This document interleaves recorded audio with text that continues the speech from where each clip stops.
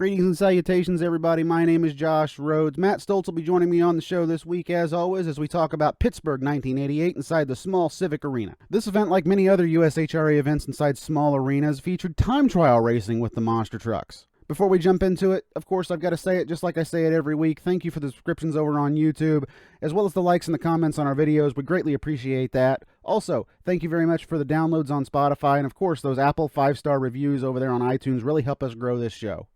Without any further ado, let's go ahead and jump right into it. I'm going to bring Matt in here, and we're going to talk about Pittsburgh 1988 and this unique time trial course.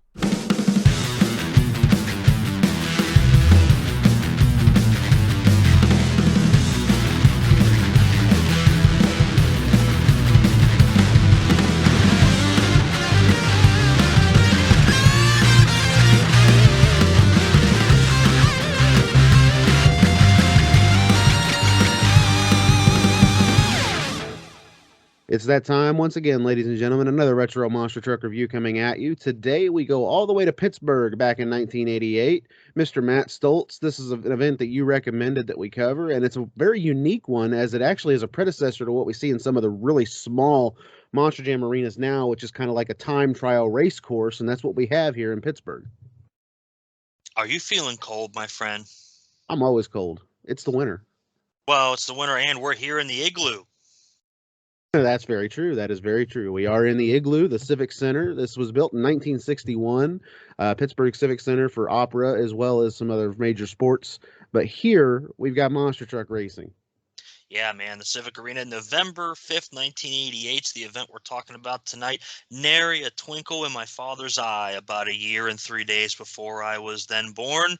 But again, as you said, Civic Arena, built in the early 60s, not as a sporting venue, built for the Pittsburgh Civic Light Opera when they developed the lower hill, and they're still working on that area today. Finally going to be doing some development next to the Penguins Current Arena, Ppg Paints Arena. So interesting area of downtown Pittsburgh, a lot of history. And it was the first major sports venue in the world with a retractable roof. Now, this roof was not fully retractable. It rotated kind of in sections, kind of into itself underneath a big steel arm that reached over the center point of the arena, and they had the scoreboard hanging down from that and such as well. If you go on Google, search for some pictures of Civic Arena roof open. It's really incredible to see the way that that thing worked, especially for 1950s and 1960s architecture and design. That's very true. Thank you for correcting me, by the way. I read this as a sports arena. It's actually not. Like you said, it was built not to be a sports arena. It's more for like opera and other major things. But here we do have a major motorsport in the venue. That's the United States Hot Rod Association. And I've actually been to the PPG Arena. I have not been privileged to go to this one. What are like floor size? What is the difference? Do you know off the top of your head? So if you've been to the new arena, Ppg Paints Arena, the main difference is that the end zones are a little bit deeper in the new arena, and the Civic Arena, the side dashers actually held the ice in place, so they could not remove the side dashers for any events, and they are able to do that in the new arena. So there's a little bit more floor space to work with in the new Ppg Paints Arena, which is across the street from where the old Civic Arena was at. They actually built the new arena on top of the hospital that John Seesock went to when he hit the wall in 2000, broke his wrist, and he was back before the end of the show, all casted up. That was an interesting night for sure. Crashed his way into the retractable overhang section there in the tunnel. Not the first guy to do that, not the last guy to do that. Yeah, we'll find out maybe a little bit of that later. But one thing that's interesting, based on the research I've done, I think that the Pittsburgh Civic Arena is the longest continuous running venue in USHRA history. 31 consecutive years from 1980 all the way back as an original Truckorama venue all the way up through 2010. There was at least one USHRA or National Hot Rod Truck Pulling Association or Truckorama event every year, at least one, all those years. You think about the places like the Superdome. Well, Hurricane Katrina intervened there. Rosemont Horizon, another original Truckorama venue. I think they skipped one year and went to the United Center in the mid-90s. So the Pittsburgh Civic Arena, one of the most historic buildings in the history of monster truck racing. It's a small one, but it's one of the best. I miss the place more than anything. The concrete smell when you walked in, the buzz of the electric room, you would reverberate throughout the arena when there was nobody in it. It was really, really a cool venue and just something you don't see anymore. That's very true. Speaking of electricity going into this event, though, there is an electric rivalry that is built in the monster truck world, and that, of course, Bigfoot versus Barefoot, and that's being brought here to the Pittsburgh Civic Arena. Fred Shafer and Kenny Kelling, who's somebody we haven't really talked about much on this show. In fact, I believe the only time that we did talk about him was an episode that we lost the recording on, and that was all the way back when we were talking about forgive me, I forget the Monsters of Rock and Roar, I think it was. Or no, Motor Rock Monster Madness, excuse me.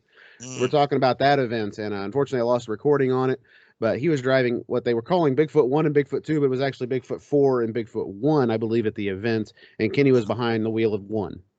Yeah, and Kenny kind of picking up Bigfoot 4 here for this event for the fall of 1988, right after the truck loses the 1988 TNT Points Championship. So Hoosier's out of the seat. Kenny Kelling goes in for this section of the year, and we're going to see how this kicks off. This is actually one of the first episodes of the 1989 USHRA TV season for their Monster Truck and Mud Racing Spectacular series that they would show. In addition to the Bud Sports shows that did the pulling events, the Mud Racing and Monster Trucks were kind of produced somewhat in-house and then aired on ESPN with live-to-tape commentary with, in this case, Brett Kepner and Shelley Herman. That's very true. Shelley Herman, who is very excited to be here, by the way. She just seems like she's incredibly happy to be calling this motorsport. She's got a big smile on her face this entire show. Every time we see her on camera, she just looks incredibly happy to be there.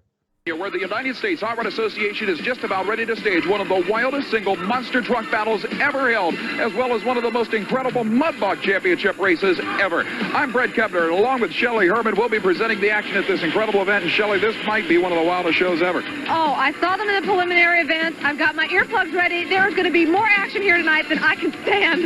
Well, I'll tell you, during the preliminary event in the monster truck action, the battle came down between the legendary Bigfoot Ford of Bob Chandler's St. Louis, Missouri racing team and Fred Shafer's Bearfoot Chevrolet. And Shelley, it looked like the Chevy may have had an edge. I think it did, and it really shook up the fans here, so I can't wait to see what's going to happen tonight. That indeed is going to be one of the wildest battles we'll be covering, but also the Mudbug Championships will present some tremendous action.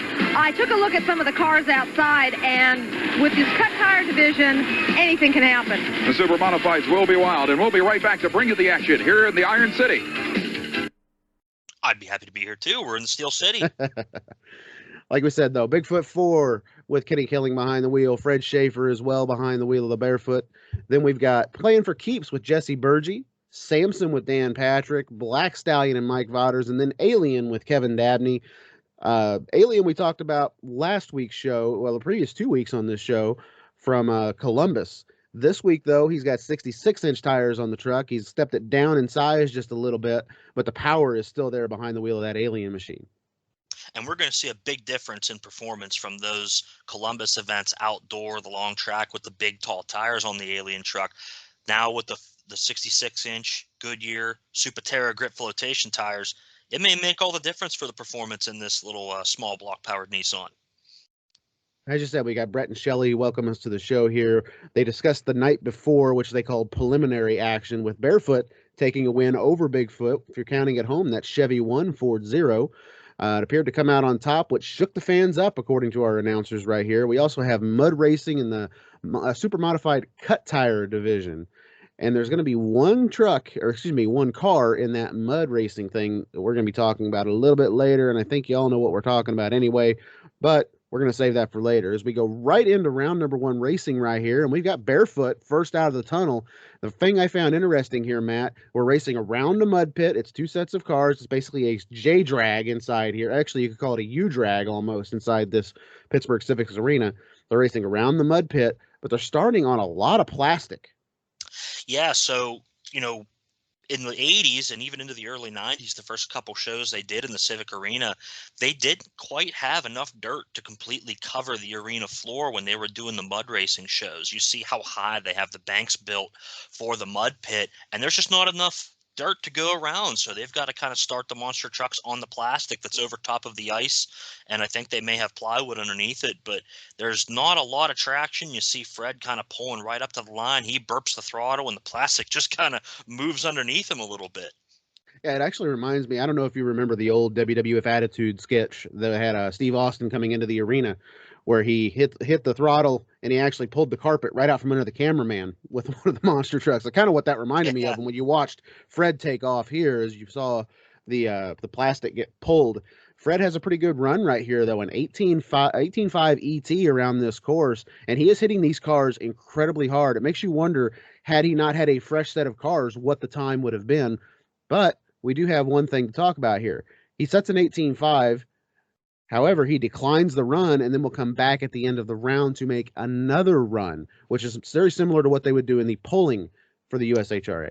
Here at the Pittsburgh Civic Auditorium for the first round of the Battle of the Monster Trucks here tonight. And the very first machine getting ready to come out in this time competition is one of the wildest Chevrolets ever created. Rapid City, Illinois, Fred Shafer in the Bearfoot Chevrolet. This is Brett Kepner along with Shelley Herman. And Shelley, this first round will be an elapsed time battle. The drivers have to negotiate our course all the way around, and the lowest elapsed time will automatically receive a spot in the final showdown. We'll be coming back with a second round of competition to determine the other finalists, and those two will shoot it out against the clock for the overall championship tonight. And you know, Shelley, that Freddy Shafer is here to win.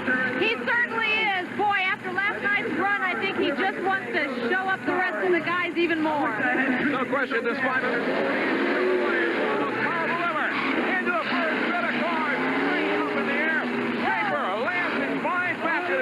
negotiate a 15-foot wide left-hand turn. Beautiful fashion. Off on top of the second of the cars. Into tires. He lands, crosses the finish line, and that will give us our first elapsed time of the evening and the mark to beat. Now, I should bring up that this is the very first event in U.S. Off-Road Association competition where, as we do in tractor or truck pulling, the first driver out will have the option of either accepting his elapsed time or coming back and trying it again. As you can see on the slow-mo, Freddy Shafer was way up in the air. The elapsed time, by the way, 18.50 seconds. Yeah, and I kind of like this rule. It gives him the opportunity to accept or decline depending on how he feels the run went. Fred feels that, hey, fresh set of cars, maybe this isn't going to be good enough to get the automatic bye into the finals. Maybe somebody's going to go faster than me, so I'm going to try to come back at the end of the round and see if I can go even faster. And we see Fred's run here. He absolutely hammers the cars. He goes into what Brett calls a 15-foot wide turn, which is probably not inaccurate. I mean, it's a pretty tight turn. They've got the cars butted right up against the mud pit there, and getting up to the second set of cars, throws the truck into the air, kind of drives over the cars, over the tops of them rather than kind of clearing them, because, again, we're talking fresh iron wall on these sets of cars here. And Fred says, you know what? I'm coming back at the end of the round. I'm going to go even faster. Exactly. Like I said, it makes you wonder, though, had the cars not been fresh, with him slamming the front of the truck into him and literally iron walling these things, what the time would have been. 18.5 on that. That is incredibly quick. He probably would have kept his time had he not been the first guy out. Playing for keeps, though, coming up next here. Like I said, it looks very nice and clean for this event. This might be the cleanest I ever saw Jesse Berge's truck. Oh, it looks beautiful. The dark blue with the chrome heading into the Civic Arena. And for one thing, the viewers at home, you may see the arena looks kind of dark and almost kind of smoky look to it. I think that was more the cameras. The Civic Arena never really got captured very well on camera from a video perspective. A lot of the video I've seen from inside the place makes the arena look really dark. It was actually a very bright arena, so something to do with the photography, I guess. There's a lot of still pictures that show how bright the arena really is, but it kind of makes it its own little allure here. It kind of looks like they're racing in a back alley almost, kind of is how I see it. Yeah, I could see that as well. I mean, there's some cameras out there that just don't quite give you the effect of the actual event, and for some reason this is one of those events that it just doesn't really come across as good on television because of the certain kind of camera that was used. Yeah. Like I said, very bright arena. However, it just doesn't come across on camera that way. It's almost looks like you said, a backlit alley back there. But a lot of the lights were hanging from the ceiling there in the Civic Arena, so it's a very top lit venue rather than from the side. So maybe that had something to do with it. But getting back to the Berge run here, he kind of scoots over the first set of cars, keeps the truck low, and I think he's having a really good run into the halfway point. yeah, he is. He's got a little bit of a rear end bounce going into the corner. He comes around the corner, but it appears he might lose rear steering about halfway through that turn, causes him to slow down quite a bit on the exit of the corner. He goes to hit the cars and unfortunately doesn't quite make it over him. He kind of hits a pit on the car. He goes off to the left side. Left front tire is actually hanging off the second car in the stack. He kind of diffs out on top of the cars. He can't get any more pull to go over them, has to stop, back up, then goes right back over them. The time is 1:23.9, which is, wow, a very slow time. But at the same time, though, he looks really good right up until the exit of that first turn. This is Jesse Briggs. It's incredible. Playing for Keith Chevrolet. And Shelley, obviously, this thing looks a little bit different as it leaves the starting line. Oh, there he goes. Up and over. A hard landing for Berg as he brings it around that tight 15-foot radius left-hand turn and lines up for the second set of cars. Whoa, getting sideways. And he's stuck.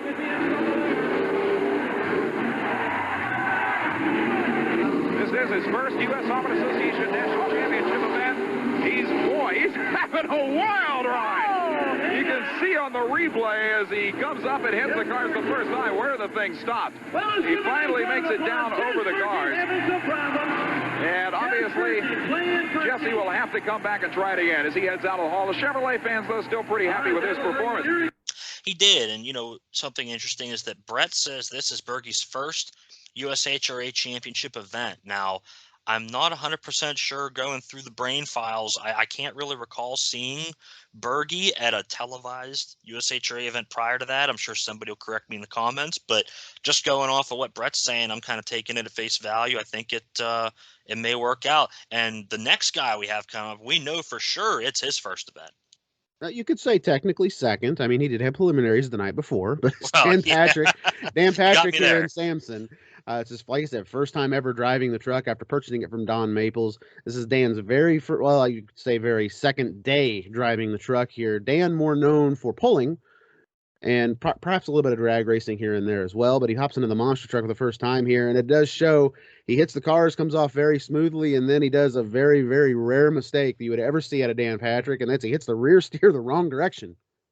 You'll have that when you're a rookie, I suppose. And Patrick tells a really interesting story about this night in Pittsburgh and this event and this weekend, because he buys the truck from Don Maples, and Don was supposed to drive these fall shows for US Hot Rod after Dan had bought the truck. I think Dan was in Pittsburgh, and I think the following week they were in Evansville, Indiana, and then I think they were in the Astrodome another week or two after that, and all these shows were televised. So Dan's expecting Don to come in and kind of get through the end of the season, and Dan will kind of pick up first quarter and kind of learn as he goes then.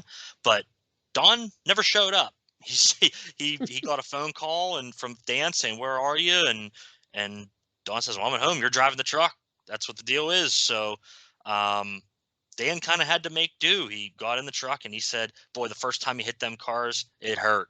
And there's a lot more to the whole story. I think he's told it in a number of different places. But this is Dan's first time on TV in a monster truck. And other than the little snafu here in the corner, I mean, I think he gives a pretty good account of himself. I agree, he does. He goes a 29.42 right here. He does finish the track, even though he does make the little snafu in the entry to the corner. But hey, like I said, rookie Dan Patrick right here. It's easy to make that kind of a mistake. Very good-looking Samson truck, by the way. This is what you would call a racer Samson almost. Unlike Don Maples' previous Samson, which stood on those giant 73s and had more chrome than Sammy Davis Jr.'s driveway. This truck is more of a race truck for Samson, and it shows. It's got a lot of potential right here for him. The next competitor coming out from underneath the opening here at the Pittsburgh Civic Arena is a brand new truck with a brand new driver. This is Dan Patrick out of Kingston, Ohio, and all the truck pulling and tractor pulling fans out there will certainly remember this guy. Shelley, he was one of the absolute best when he was driving the Tom the Mongoose McEwen Corvette funny car puller, and it was also a national championship winner in the tractor pulling division. Well, this has got to be a big change for him. And it looks like Patrick will be getting the green flag here momentarily as the racing surface has been cleared, and the new driver, at least in monster trucks, with a stand-up. Look at him go! Up and over. Look! Good light out of that first set of cars.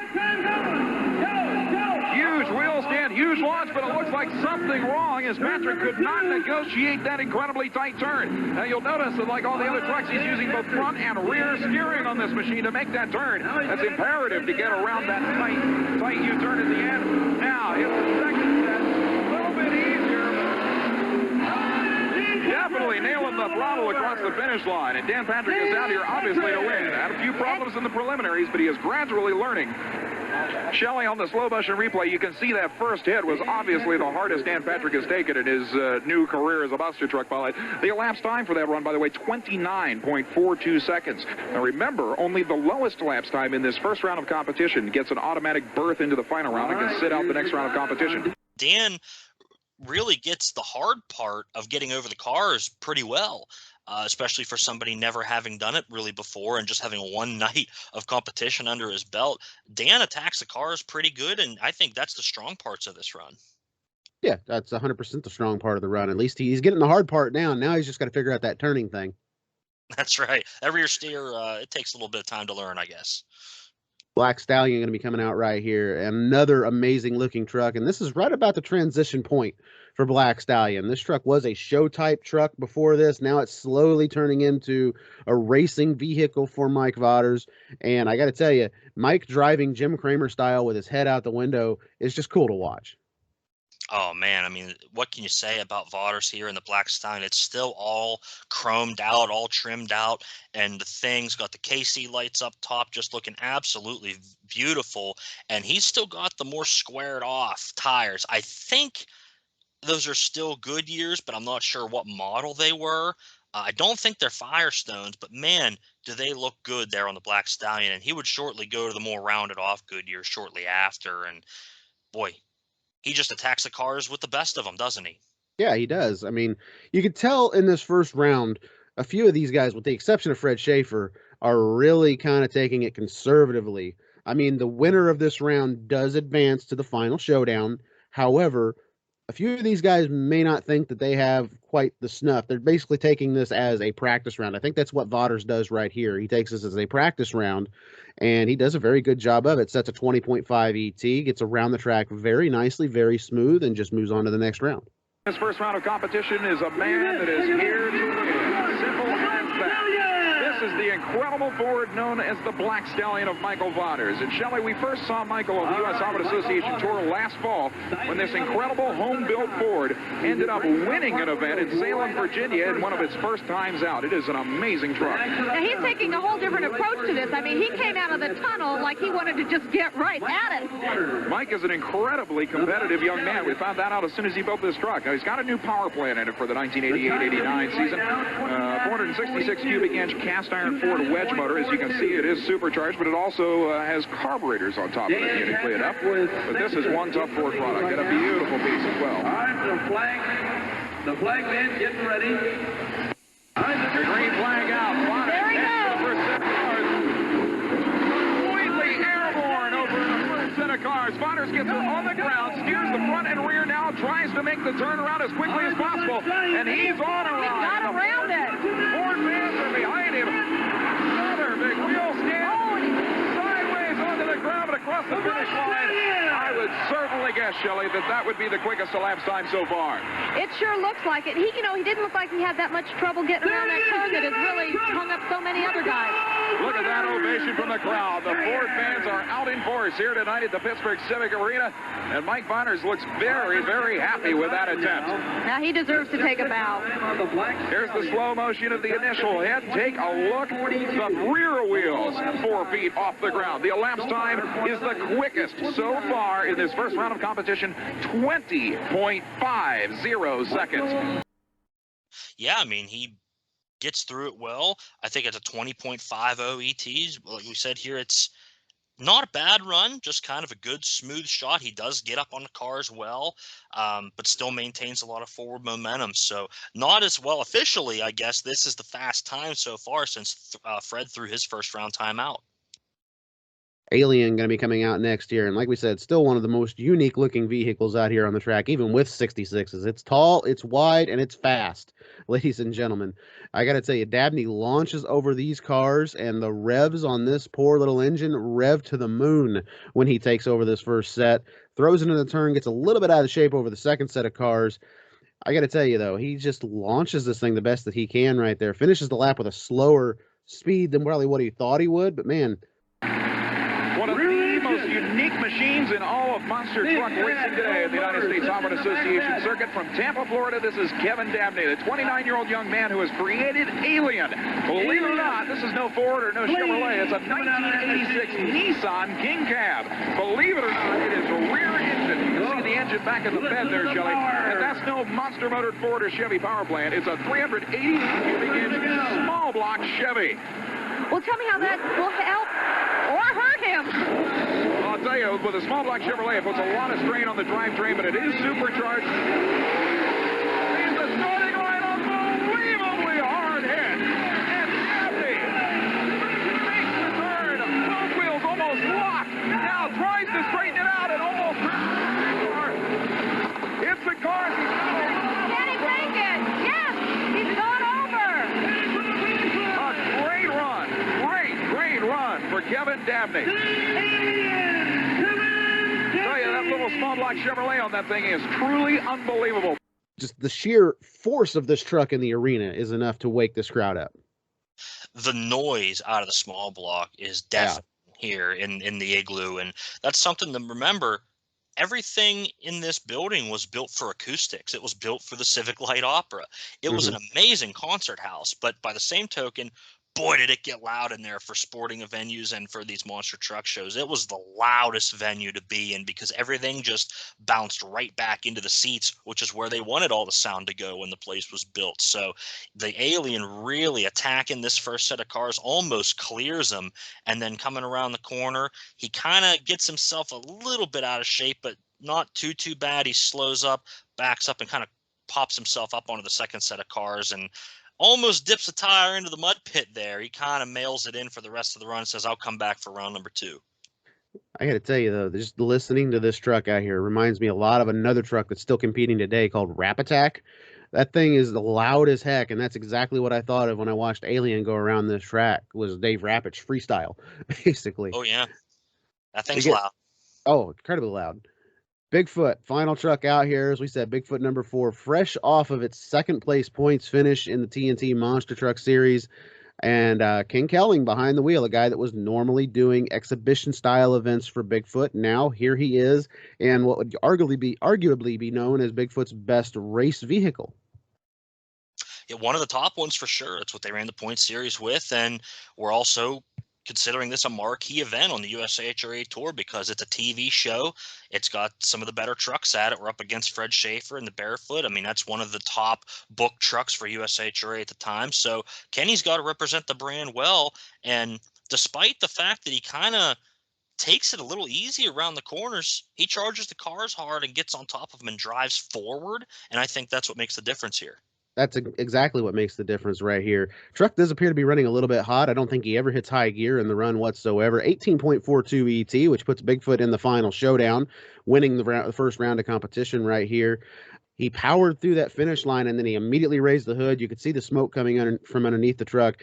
I'm not sure what the issue is here. I'd be kind of curious to find out if anybody happened to be working for Bigfoot at the time that listens to the show. I'm kind of curious as to what the engine issue was right here on number 4. Here it is. The monster truck you've all been waiting for, Bigfoot. This is the one everybody comes to see, and indeed, still the reigning king of the monster truck world. I'll tell you, Shelley, there's no question this truck has had some competition come up through the ranks in the last few weeks. In the preliminaries, as we pointed out, Freddy Shafer in the Bearfoot Chevrolet was right on Bigfoot's tail. Here's the green flag, the most famous Ford in the world. The official hit for for Kenny Killing. The driver lands hard now, makes the turn beautifully. He made the turn with the greatest of ease. Second hit, nice and hard, singing the motor. Bigfoot crosses the finish line on a phenomenal ride. And Kelly, a little bit of smoke out from the carburetors there. You can see as the hood comes up. The crews are down there. Let's see if we can check out the damage here. Barefoot coming back out right here. Fred earlier, keep in mind, ran that 1850. Now he knows exactly what time he has to beat, and that is Bigfoot's 1842. Fred would have finished second in the round right here, but he decided, hey, this is basically a free run for him, so he's going to take advantage of it. A very smooth run for Fred right up until the exit of the corner, and it's going to end up biting Barefoot in, well, the big toe. Yeah. Well, like you said, now that we know that Fred wouldn't have had the fastest time, it was a smart move regardless, because now he has at least the opportunity to go for that round one victory time, and if he doesn't get it, he can come back in round two. So he takes his time to line up here, kind of getting himself in the right spot. And then, as you said, the first half of the run, phenomenal, gets through the corner fast. And the thing is, he comes out of the turn on a little bit of an angle because he's cut the turn so tight, and he tried to correct right as he headed into the cars, and the truck tweaks in the air and dips the left front tire right into that mud pit, bouncing off the cars, and he's got to stop, back up, and get himself back on track, and that's what kills the time. Bigfoot forward, that will put him in the lead. The Bearfoot Chevrolet of Freddy Shafer is back on the starting line after declining his first run around the track, which was actually only 0.08 of a second slower than Bigfoot. Freddy Shafer has said, I'll come back and do even better. Here's his chance to do just that. A lot of people name their trucks after their loved ones, and I think that Fred's named them after two loved ones that nobody would argue with. His two black bears named Sugar and Spice. Right. He's relining the truck up at the starting line, but yes, it's very true. That's where the name of this truck came from. When he built his very first Chevrolet monster truck, he actually used to carry the two black bears, Sugar and Spice, around in the bed of the truck. It was incredibly popular, and he still has them on his property in Granite City, Illinois, on the eastern shores of the Mississippi across from St. Louis. Freddy Shafer is taking his time lining this truck up. It is obvious, Shelley, that he wants the perfect line at these first hit of cars, or first line of cars, I should say. He wants to waste no time in getting over them. Well, there's three. Way up in the air. Shafer hard, makes the turn awfully tight, too tight, and skips it out in the first round. Shafer heads for the car sideways in the air, and almost he is in the mud pit. I don't believe it. I can't believe it. He's keeping it moving. He's getting out of it.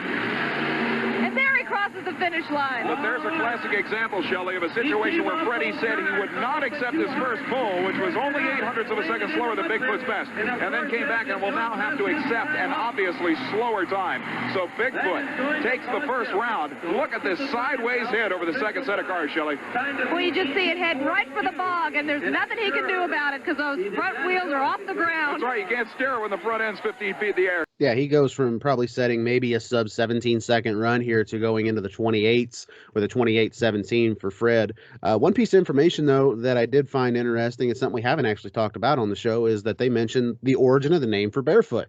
Comes from Fred's two black bears, Sugar and Spice, something that I'd almost forgotten about. It had been years since I've heard this. But hey, there you go, a little bit of tidbit of information as to why the Barefoot name came about. That's right. And we see the replay here as the 28.17 time comes up. Boy, guys standing right there in the mud pit. Where have we seen that before being a pretty bad idea? They start to kind of cower away a little bit. And then as Fred stops, they kind of go back to doing what they're doing. I think that's your official timekeeper there standing in the mud pit. That's not just one guy standing down there. There's at least 5, maybe 7 guys down there during all of those runs in round number 1. Well, at the very end of the track, by the wall. Civic Arena is a union arena, so we got to make sure we have at least 5 guys to do every job. Oh, that makes a whole lot of sense. As we said, though, round number 1 winner, Bigfoot, going to go automatic bye to the final showdown as we make fun of every union worker out there. If you're a union worker watching this or listening to this show, we sincerely apologize. We go into round number 2 here, and Jesse Burgey is going to lead us off here. Throughout this show, he keeps getting called Jesse Burge by Brett Kepner, but yeah. Burgee takes another big bounce off the first set of cars, but he gets a nice tight turn out of it, and he's going to pick up some time here. When he finishes, it's a 19:38, which is not a bad time for Jesse, being that's his first weekend out with the USHRA. Everybody but Bigfoot will have a chance to grab the lowest elapsed time in this round and move to that final championship bout with the big blue Ford from St. Louis. Jesse Berg from Wyoming, Michigan, with his brand new plan for Keith Chevrolet. For his second run. Carbureted gas-burning Chevy takes a hard hit on the first set of cars. Swinging around with a 15-foot turning radius. Underneath that 12-foot wide Chevrolet. Pound machine bounces all over the place, gets back on the throttle and crosses the finish line. Still, this young man in his first ever national event, Shelley, is one of the strongest you'll ever see. You can see him stepping out for the applause of the crowd now. Yeah, take him out. A great game. Just for G, playing for G. Obviously a better time given that he doesn't get stuck on the cars, and he comes through with what I'd call just a good smooth run. That first set of cars, though, developing a little bit of a hole, and it's bouncing the guys to the inside toward that mud pit, and that kind of got Jesse a little bit out of shape here, and I think maybe that's where he lost a little bit of time. The old playing for keeps certainly kept that time right there. He was not too far off of Bigfoot, less than a second leading into that. As we go on to our next truck here, Samson comes back again, and this, of course, is Dan Patrick's first real opportunity to make a mistake-free run behind the wheel of Samson. He launches the first set of cars all right, goes into the turn a lot better this time, gives it about three-quarter, maybe you could argue maybe a little bit towards full throttle, more than three-quarter, but Dan has a really solid time here, a definite round one improvement, 21:05 for Samson. Back again is Samson, driven by Dan Patrick. You remember, this is the first time he's ever driven a monster truck, coming from a professional drag racing background. I gotta tell you, that's a real pretty-looking truck.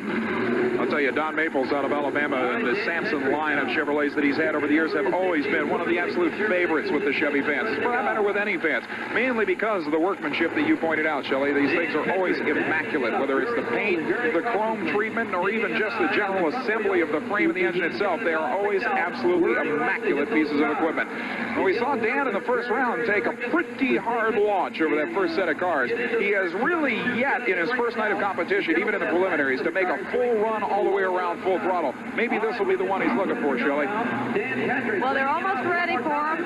He's about ready to jump on that lot. There he goes. Into the first set of cars. A completely airborne hard launch, but Dan's not going to get out of the throttle. This is a lot different than making a 200-foot pole in a multi-engine tractor. There's no question. Dan actually makes a good turnaround, a little sideways, but now makes the second into cars. Bouncing all over the place. Lands very nicely and takes it across the finish line. That's the best run he's had yet. Yeah, and he gets through the corner better. He still takes it a little bit wide. You could see he's late getting to the rear steer, but he kind of, like you said, puts in a smooth run. He gets on the throttle a little more compared to the round before, and he's getting used to the truck now. This is, each time around he's getting more experience, and he's able to do the most important thing, which is get the truck out of the arena and onto the trailer and head to the next show without any significant damage. Exactly. He's already won the race right there. That's right. That's the name of the game when you're back in these days. If you're going to go out and be competitive, if you're not going to win and take home the big prize, you may as well make sure you get the thing home safely. And Dan puts on a good show and is able to get to that next show in Evansville with no problems. Black Stallion going to be coming out here next, and Brett mentions how Mike is from Hagerstown, Maryland, near some of the best racing tracks in the East, including 7580 Dragway, where Motor Week is filmed for many years on end. I got to tell you, Black Stallion would have been a good improvement to have out there at Motor Week. I wonder what the stopping distance from 55 was for the Black Stallion. We'll have to see if they can get those specs for us. But that's a show I love watching. They do the retro reviews on YouTube and have a big, long marathon every holiday weekend where they show their old cars. It's crazy to see how far car technology has come back from the 80s and the 90s. But in that hotbed area for motorsports, the Hagerstown, Maryland area, there's a lot going on between the drag strip, Hagerstown Speedway, which I'm not a fan of the facility. It's a dump, but they put on good racing there. And Vaughter's right there, the hometown guy. He's going to come in and represent the Maryland folks here in the Steel City. And I'll tell you what, man, the compete level is going up inside the Civic Arena. That it is. Vaughters makes probably the best run that he's had the entire weekend right here. Mike makes a great corner. He gets over the first set very well, makes a great corner, goes over the second set, and he runs an 18:22, which is a bit of a surprise for me. I was a little surprised to see Black Stallion taking not only quick time, but low ET of the entire event right here. For the Ford fans, the young man we talked about earlier, Mike Vaughters, out of Hagerstown, Maryland, a little town in the center part of the state, well known for 75-80 dragway and a couple of some of the strongest circle tracks in the eastern seaboard.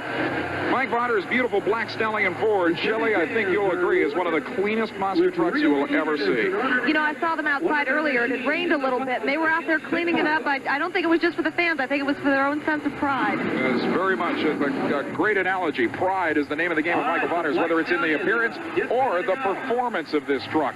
Using a cast iron production Ford motor, Black Stallion, a tremendous launch over the first set of cars. This young man wants a spot in the final round against Bigfoot more than anything. Makes the turn nicely, brings it up to the second set of cars. Another tremendous launch, a little sideways landing, bouncing around the cockpit. Great run! Man, you can't beat that kind of performance. The crowd obviously responding to that kind of showmanship. Yeah! And Mike responding right back. There's a smile on that face underneath that Simpson Oh, helmet. I can see the smile with the helmet on. That's right. That's it. And we hear Jerry Devine really get excited as he reads the timeout, the live event announcer announcing the Black Stallion and getting the crowd going. Jerry, one of the legends, you know, kind of in the waning years of his career here, one of the first guys to work for SRO. And he does a great job of making sure everybody knows that the Black Stallion's in the new lead. Alien, the next truck coming out here. Slogan on the front of the truck, best of both worlds. Dabney's going to give it everything he's got over here. He comes off of this first set of cars pretty smooth, comes around the corner, and when he hits those cars, that second set of cars, Matt, nose high launch, and the smoke is coming again out from underneath that engine. That poor engine is screaming inside the Alien machine. He's definitely hitting the what do they call it in Star Wars? He's hitting light speed over the car. Warp speed. Warp speed. There you go. He's got the full rip. I'm amazing he didn't throw a rod out of the engine because, I mean, he is wide open over the cars, pulling the front end up, the smoke pouring out of the back of the Nissan King cab. And Kevin Dabney puts on a heck of a run. Yet another low ET, 18 seconds flat with small block Chevy power. On the front of the machine, it says the best of both worlds, and I guess that's about an accurate description for a Nissan King Cab body with Chevrolet motivation. Shelley, this is the second run for Kevin Dabney, 29-year-old young man who has been involved in monsters of some sort or another for a solid 5 years now. I think Alien recruited a few new fans after his first run today. An amazing piece of equipment, considering the fact that it doesn't use a 500 or 600 cubic inch big block engine. It's a small block, 388 cubic inch Chevrolet mounted in the bed of this Nissan cab.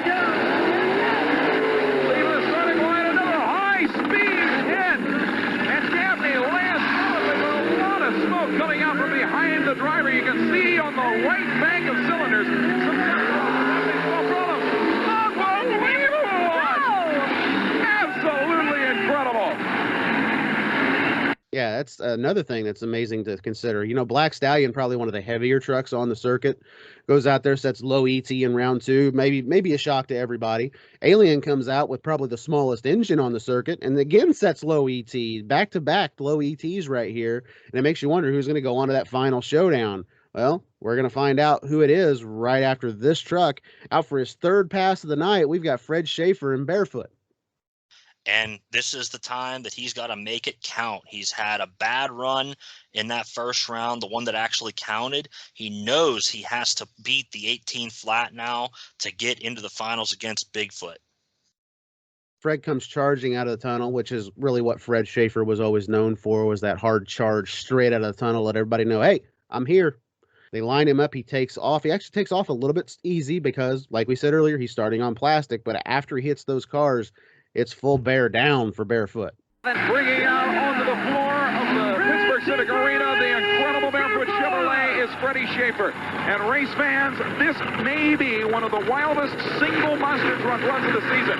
Freddy Shafer came to this event with one goal, to beat Bigfoot and salvage the Chevrolet fans' reputations.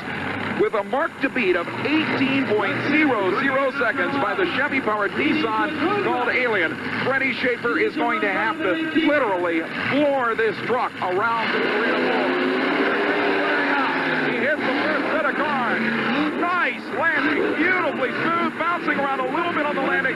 Now making the turn as tight as he can, lining it up. The second hit, airborne, unbelievable, on the nose and bouncing across the finish line. It's a calculated run through the first half of the course. He gets over the cars nicely, not with the most amount of power, but he kind of keeps the truck at a medium elevation, lands on the cars, and catches a good bounce off. That allows him to set up a little tighter for the corner, and then once he's lined up for that second set of cars, he lets the big Chevy power go. Oh, he launches Barefoot over the cars. Very similar to what Kevin Dabney had done in the previous run with Alien. But Barefoot launches it as high and as straight as he possibly can over those cars. He lands and sets another 3 times in a row quick ET of the evening at a 1660, which puts Barefoot and Bigfoot into the final round. And like we were talking at the top of the show, the Bigfoot-Barefoot rivalry right here in Pittsburgh. Yeah, and we're now looking at Barefoot once again kind of having the upper hand with more track time and a significantly faster round 2 time now with 16.60 over Bigfoot, 18.42 in round number 1. So Kelling's really going to have to put the whip to Bigfoot 4 to make up that kind of time. Yeah, he's definitely going to have to. Fred Shafer has certainly put everybody on notice. His 2 passes previous to this one might not have been the quick ET times, but this one right here can show you that Fred can get lower, and it's reported later in the evening that Fred was actually in the 14s the day before. So the track has slowed down a little bit, but Fred Shafer is still picking up speed out here on the track, and that's a scary thought when you say those words combined. Fred Shafer's picking up speed. Yeah. Well, let's change our course a little bit here. We've got the first half of the show out of the way with the monster trucks, and now it's time to head into mud racing. Melvin Brown in the Bud Car Jeep is going to set the early fast time here with a 2.60, but is disqualified when he takes out one of the finish line poles. Good little run right there from Melvin Brown. I got to say, that Bud Car Jeep looks really cool. Oh, it's a good-looking truck. They had a lot of vehicles with Budweiser sponsorship on them back then, and a good run, just couldn't stay within bounds there. And the only out of bounds really at this event is that finish line pole. If you go out of the side of the pit before that and take out the pole, you're out. No 80-foot stopping distance in this. They haven't instituted that yet. I think that would come another year or 2 later, but that's your first run. They have a 2.60 ET, a fast run, but again, a DQ. And then the next guy we get up is a guy called Tom Mintz in a car called Shake Me. Bonus points, by the way, to everybody that knows where the Shake Me name came from. We'll leave that one down in the comments. 32 Ford Vicky, as it's known here, from Tom Mintz out of Paxton, Illinois. And you were talking earlier about that shutdown area rule. I have a slight inclination that rule may have been caused by this run from Tom. I got to tell you, this is one of the most legendary mud racing passes in the history of mud racing. It's been talked about to death by many, many, many, many people, including Tom himself. Tom has a lightning fast run through this pit, keeps his foot on the floor all the way to the finish line. This pit, though, is set up to be a little bit more of an old school, has a little bit of an exit hump, as they would say, past the finish line. And if you don't know what I'm talking about, Minneapolis 88 would be a good predecessor to this to go back and watch for this event. It has a little bit of a hump. People are actually jumping out of it, and that's kind of what Tom does right here. The rear catches and sends Shake Me shaking through the Pittsburgh Civic Center. This is the brand new Shake Me 1932 Ford 5-window coupe being driven by Tom Mintz out of Paxton, Illinois, a supercharged Chevrolet big block. This thing has been incredible in preliminary action, Shelley. Well, you know, he's only 21 years old, and his sponsor, Sam Beck, has a lot of confidence in him. That's for sure. They put together one of the strongest machines they could imagine. Like I said, a supercharged 466 cubic inch Chevy big block on alcohol, 2-speed power glide transmission. He will shift it at about the 70-foot marker on this 80-foot track. 50 1,500 horsepower of Chevrolet. Absolutely incredible! Upside down and into the safety net. Absolutely incredible ride for Tom Mintz. You can see Jim Harris, the event director, right there, as well as the paramedics and the safety crew. Mintz has motioned to him that he is okay. He says just roll this thing back over. He had his thumb up and out of the car. He's absolutely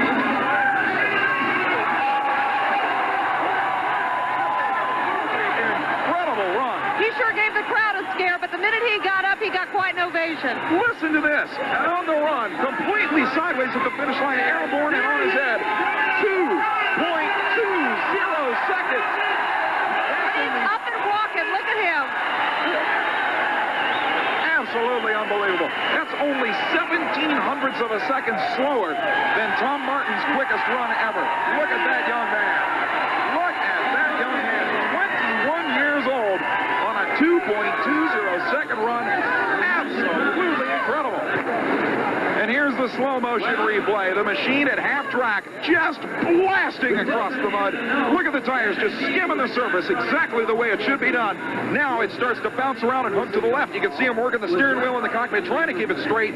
He stays full throttle through the shutdown area. The kill switch cuts the motor. But look at this thing. The rear end literally 7 feet in the air, and here's the landing that put him on his head.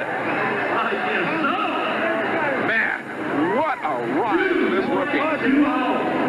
This is something he'll have to call home and tell him about. I'll tell you, though, is that a classic example of the stringent safety requirements these machines have to have, or what? I'll tell you, the U.S. Auto Association safety regulations are what allowed Tom Mintz to walk away from that crash. Well, I'll tell you, Jim Harris down there on the floor, our technical director, he supervises all the safety activities here, and that little extra time sure pays off. There's no question about it. We will be back with more championship action from the Pittsburgh, Pennsylvania Civic Arena. Believe me, it will get wilder here at the U.S. Auto Association Monster Truck and Mud Bog Championships. We'll be back in a moment. Not only shaking, he's flying through the shutdown area. The car completely up in the air, and we get one of the best unbelievables from Brett Kepner ever. Yeah, we're definitely piping that audio in. Trust me. This is one of the coolest runs for a mud car. It's honestly, and I'll be honest, mud racing never was something that really appealed to me, other than whenever Mud Shark was on. When I was a kid, Mud Shark was my thing. I loved watching Mud Shark go down the track. But this right here was always one of those runs that I remembered, even being a 2-year-old at the time. This is still one of the runs that stayed in my memory all the way through until Tom got into monster truck racing. An incredible run. We see him again launch out of the pit. The rear end comes around, and the engine's killed at this point. They are running the automatic kill with the rope out the back, the kill line, and so the engine's dead. Tom can't drive out of it. He has no option. He has to just bail onto the brakes, and the thing tumbles into that tunnel of the Civic Arena, and he's going to go all the way into the safety net hanging there in the tunnel.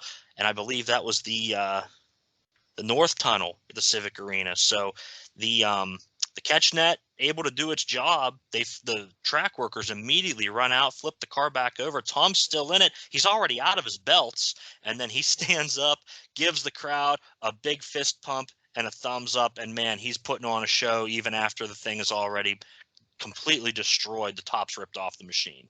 One of the first times Tom Mintz would take his helmet off to salute the crowd. This could be your predecessor to Tom going into the stands and just throwing his helmet onto a kid's head. Right here is watching Tom right here. Tom's 21 years old at this time. So this is a very young Tom Mintz, and the man is still on a mission today, if you know what I mean.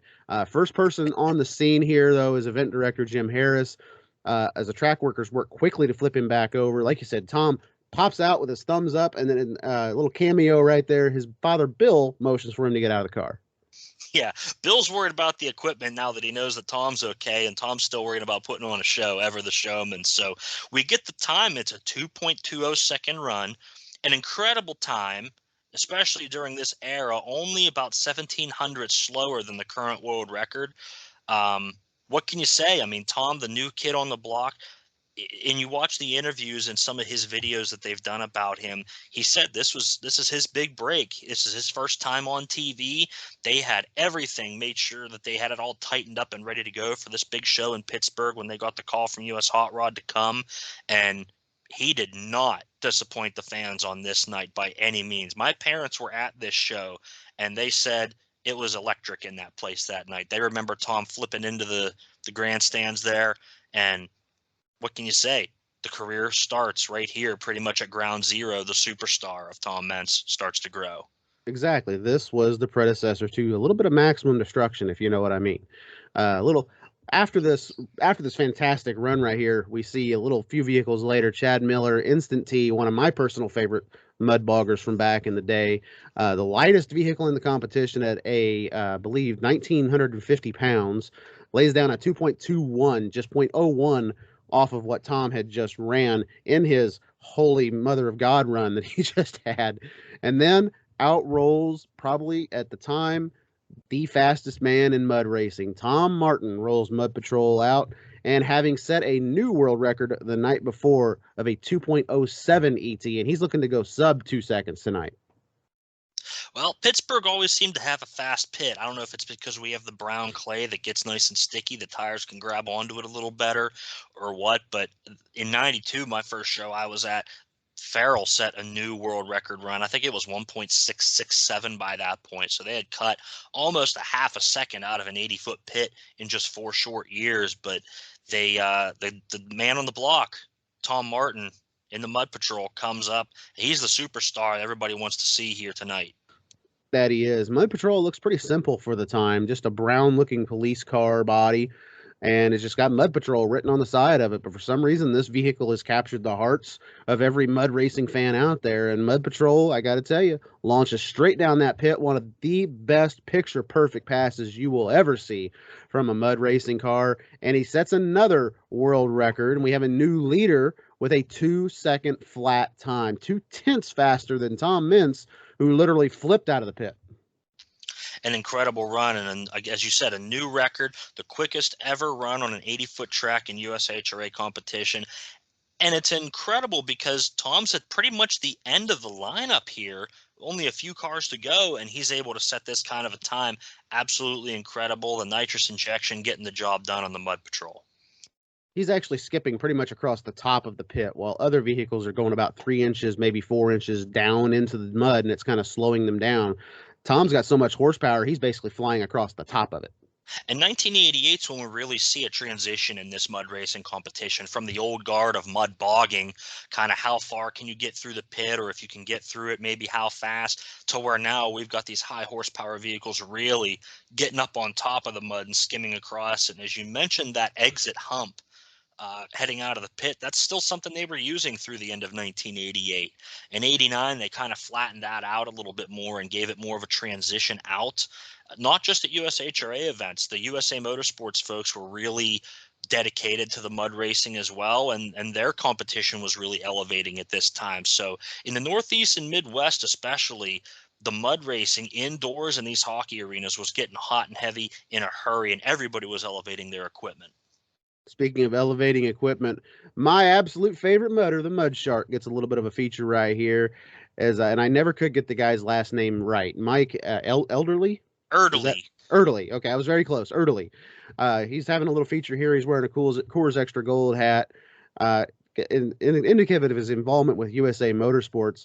We see the run here, and it's a typical wild ride for Mud Shark. He actually takes out another finish line pole. It's a DQ with a 2.35. But hey, Mud Shark was on the track, so I was pretty happy. Erdely always puts on a show. He's got the beard full of mud, the Corvette doing the job, short wheelbase vehicle. It's one of the first really fast vehicles of that style that was built, a year or two prior. And already we're starting to see that, unfortunately, the Mud Shark kind of getting passed up a little bit by some of the longer wheelbase vehicles. But Erdely would hang on for a number more years to be really competitive there with the Mud Shark Corvette.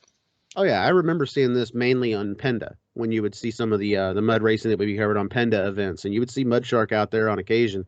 And there were a lot of times that vehicle just flat down wore competition out there on the track. And Mike, like you said, stuck around for a few more years. Wish Mud Shark was still around today. Yeah, and it's a shame that we don't really have this kind of mud racing inside anymore. The cars, I think, just got too fast, and then the building managers kind of were upset about cars crashing into their arenas and then them getting so dirty so often. So they moved to the sand thanks, drags. Thanks, They Tom. No, I'm yeah, kidding. they moved to the sand drags, for a few years, and then they kind of still even phased that out of the small arenas and pretty much used them in stadiums. So we've got the one final vehicle here, Melvin Brown in the Blue Max, his second vehicle of the competition. And he does his best Tom Mintz impression heading into the safety net, but he kind of goes a little bit more straight without the rollover flare. I don't know if he had no brakes or weak brakes, but his career best, 225 ET, not going to get him under the podium, 4th overall. Tom Martin takes the event win. Mintz, in the incredible crash, finishes 2nd, and Chad Miller in Instant T takes 3rd overall. Well, there's your mud racing highlights, ladies and gentlemen. And obviously, we had to cover Tom Mintz's basically what brought him onto the stage right here. He gets beat by Tom Martin, but I don't think that anybody – actually, I take that back. People remember Tom Martin's run, but when they talk about this event, the name that always seems to pop out into everybody's head, other than maybe Fred Shafer, is Tom Mintz. I mean, what can you say? It was in the highlight reels for years. I've even seen, I think on Monster Wars, they were still showing that crash from Tom Mintz in a couple of the crash videos compilations that they did. So incredible run, incredible night that launched an incredible career. Our final showdown for the monster trucks, Bigfoot and Barefoot. At this time, arguably the top rivalry in the motorsport. You could all make an argument for Bigfoot and USA 1. You could also kind of make an argument for the swelling of Bigfoot versus Gravedigger at this time. But Bigfoot and Barefoot in the USHRA was, if not the number one rivalry, it was the one they always talked about. The Ford-Chevy rivalry right here being brought to the forefront. And Ken Kelling is bringing out Bigfoot first for the final run. Kind of wondered, though, Bigfoot won round 1, why he would be going out first right here. I would have assumed that maybe Bigfoot would go out last as the show closer. But nope, that's going to be Barefoot as Bigfoot comes out. Ken Kelling, though, picture perfect, smooth run from Bigfoot. Very hard over the second set of cars. We see smoke again pouring from Bigfoot number 4 as Kelling comes to the stop, raises the hood. It appears, though, Ken never really did hit high gear, and you can hear the revs reaching the moon over that second set of cars right here. Kept the power available to Bigfoot. Clocks in 1560. However, we're reminded that Fred did go 14s the night before. Onto the floor of the Pittsburgh Civic Arena. The big blue Ford that started it all. The original monster truck and the machine that many people still believe is absolutely unbeatable. Kenny Kelling at the wheel of Bob Chandler's incredible Bigfoot. Shelley, the Bigfoot Ford, will get a chance to set the pace that the Barefoot Chevy must beat. This is going to be wild. Well, we'll see if experience pays off in this case because there's those Bigfoot.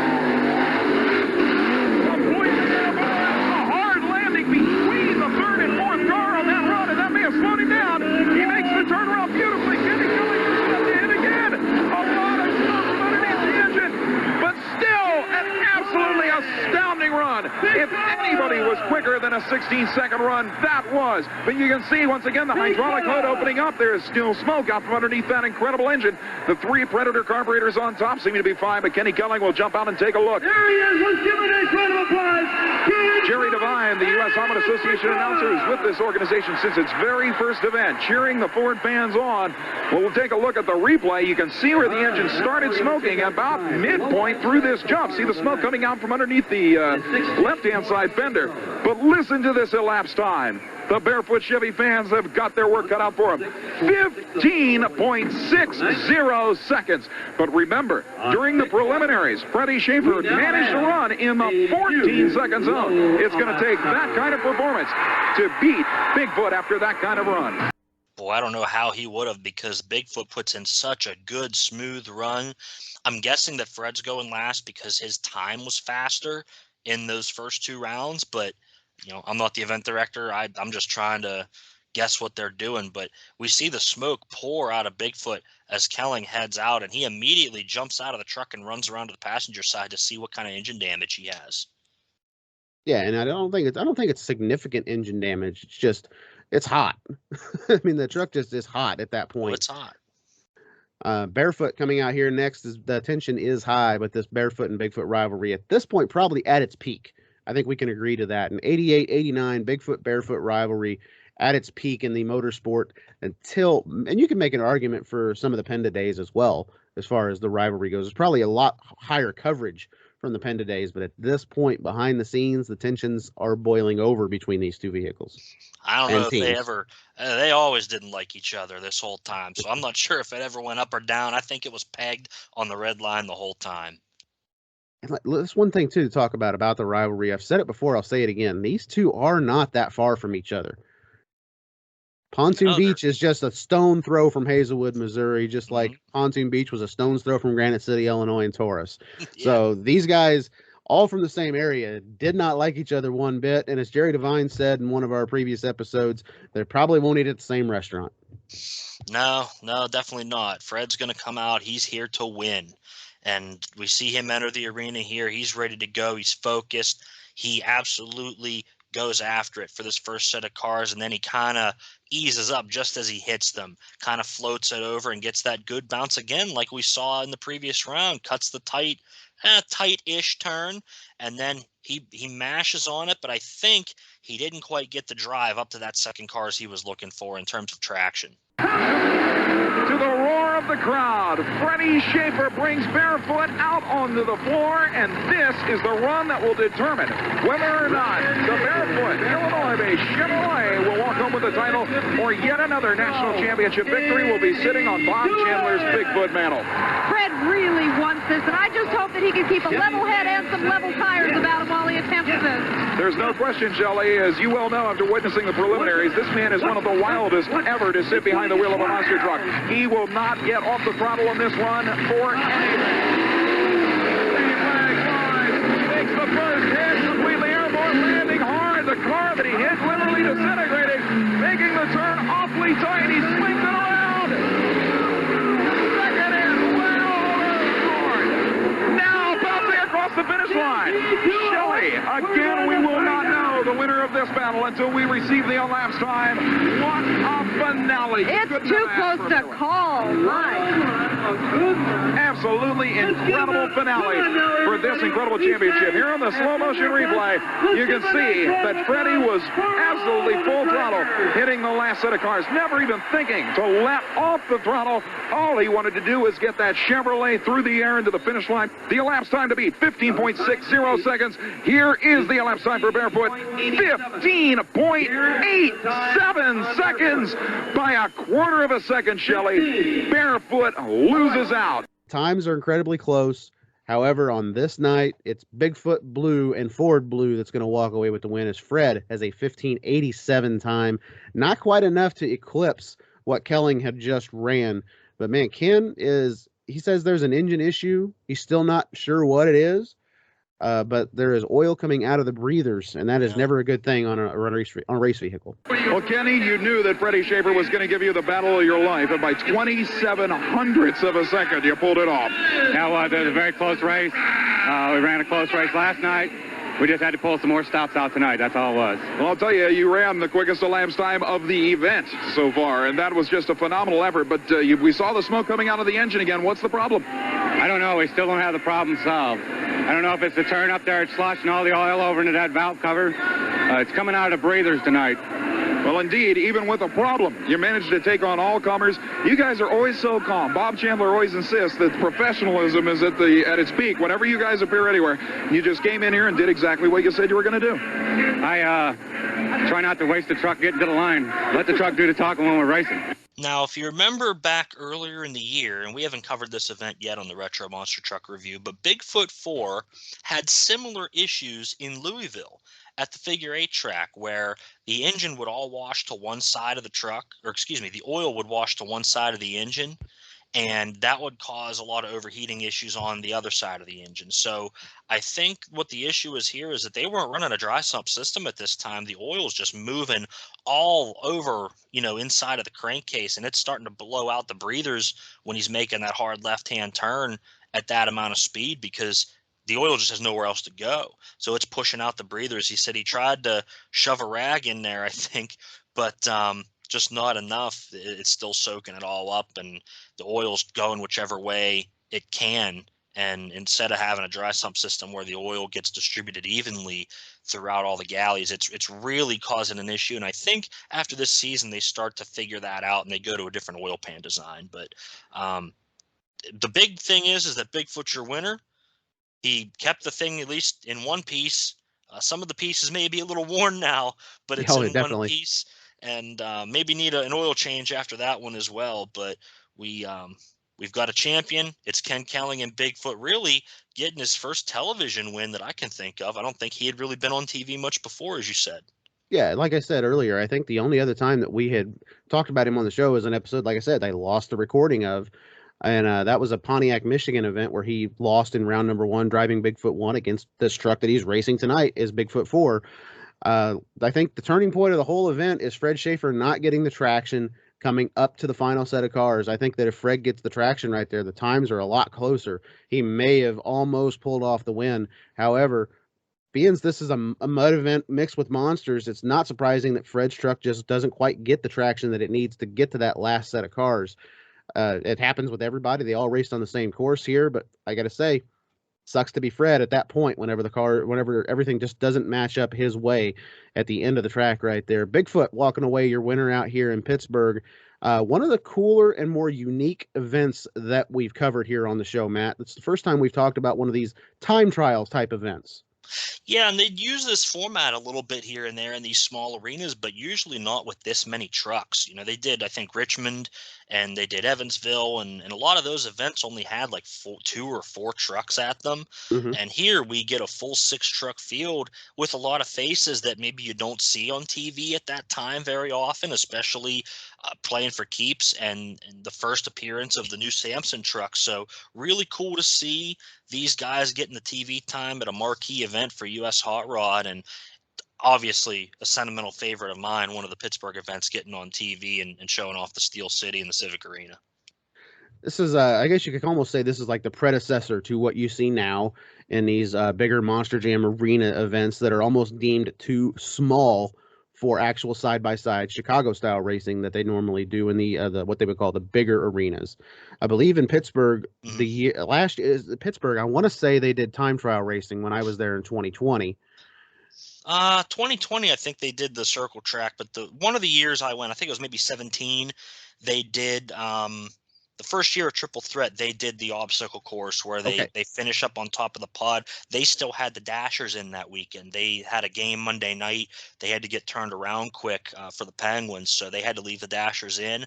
Every year since then, they've been able to take the side Dashers out and have the full width of the arena, which is nice. They can do the Chicago style with the flat track kind of setup. But I actually got them confused into my head which show was which. I believe when I went in 2020, Charlotte was actually the first one that we had that was the time trial. So this one was a Chicago style racing track that we had in Pittsburgh. But like I said, this is kind of the predecessor to what you would see in the smaller arenas now for Monster Jam. It's a time trial course.